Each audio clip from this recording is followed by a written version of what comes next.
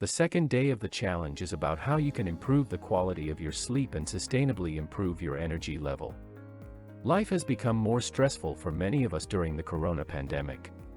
Due to high demands in professional and private life as well as due to particularly stressful or strenuous phases of life, more and more people feel exhausted, cut off, and tired. In this video, you will learn the simple measures you can take to overcome tiredness and exhaustion, strengthen your immune system and thus positively influence your health. With a few simple measures and changes in your lifestyle, you can often effectively counteract states of exhaustion and tiredness. However, if you not only feel intermittent tiredness and exhaustion but also suffer from chronic tiredness and total exhaustion, then I recommend that you consult a doctor. Due to a stressful everyday life, many people only get around to eating a larger meal in the evening, and during the day they consume snacks, fast food, or even the chocolate bars. These foods may seem practical, but they rob your body of energy due to too much unhealthy fats and high sugar content. Try to avoid sugar.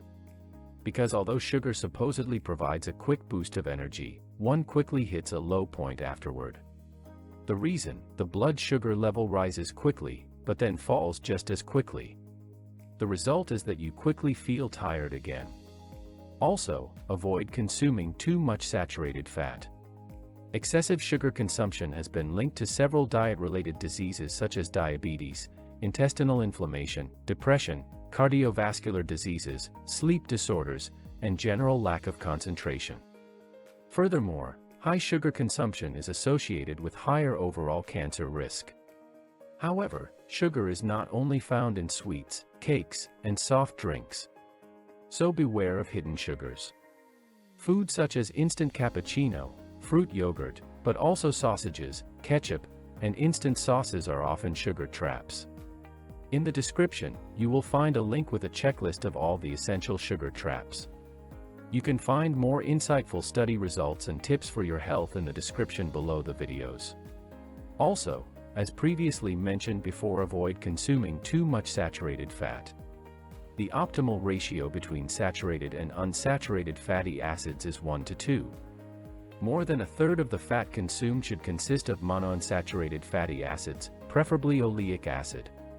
The polyunsaturated fatty acids should contain as many omega-3 fatty acids as possible. Olive and flaxseed oil have a high proportion of omega-3 fatty acids. Omega-3 fatty acids are particularly important for your health because of their anti-inflammatory properties. In addition, omega-3 fatty acids expand the blood vessels and thus reduce the risk of thrombosis.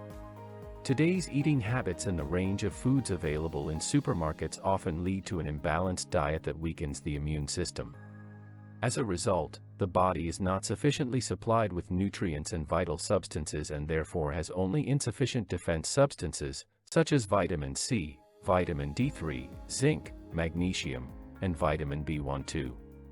A deficiency in these vital substances increases the risk of infection as well as the risk of chronic diseases such as diabetes, cardiovascular diseases, and high blood pressure.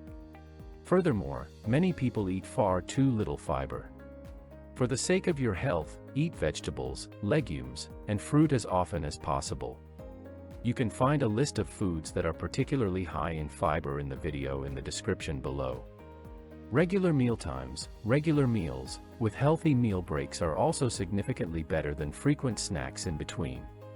Current studies show that fasting periods of 4 to 5 hours have a positive effect on health because the insulin level can drop completely during this time. The optimal time for dinner is 4 hours before bedtime. The next big topic is sleep. The largest medical study on the optimal sleep duration with over 1 million participants, which was conducted over 6 years at the University of California in San Diego, found 7 to 8 hours of sleep to be the optimal sleep duration.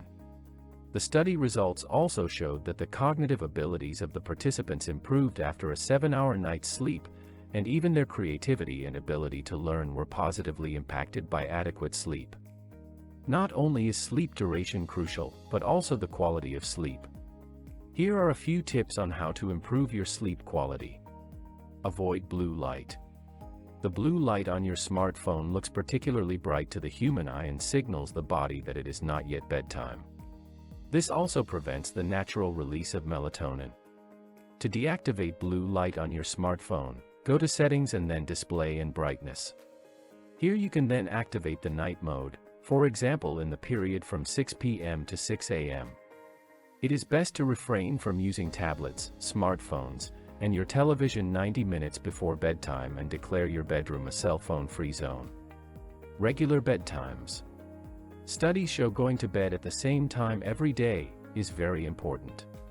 A recent study examining the sleep habits of 1,800 study participants also showed that people with an irregular sleep pattern suffered from significantly more stress and depression, and generally suffered from physical and emotional health due to irregular bedtimes. Rituals.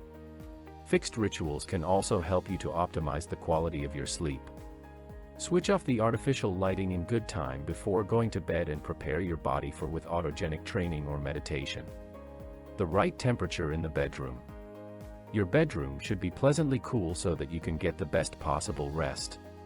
So ventilate your bedroom in good time so that the temperature does not exceed 19 degrees.